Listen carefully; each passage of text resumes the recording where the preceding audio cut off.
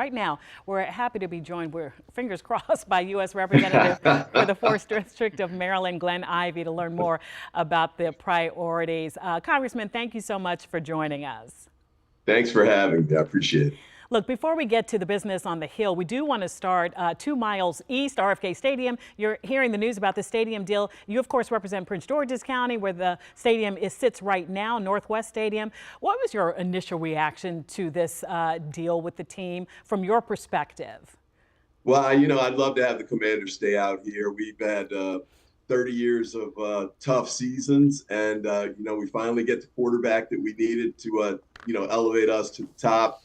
And, to have them go now would be kind of a heartbreaker. But, whatever the team decides, certainly we're going to support the Commanders, whether they're here in Prince George's or in D.C.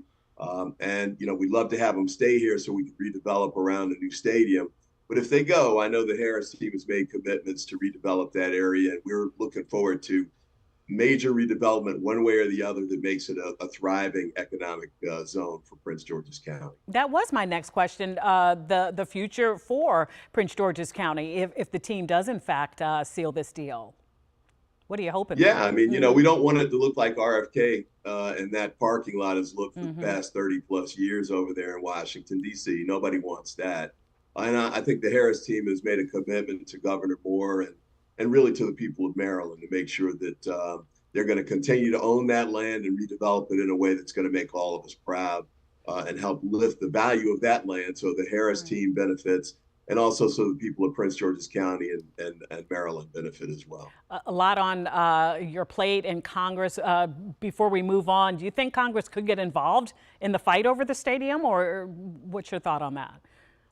Yeah, I don't know that that's likely to happen. The votes went through. I made it clear that I wanted the team to stay in Prince George's County, but I think Congress has supported the move overall. And, if the deal gets done and they reach an agreement, I don't think the Congress will get in the way of that. But I'll say this, I remember hearing a deal for the Caps and the Wizards to move to Northern Virginia, and that didn't work out. So, not putting any bad mojo on anybody, but like I said, we'd love to have them stay here. And if they change their minds or if there's some new developments, we're still here.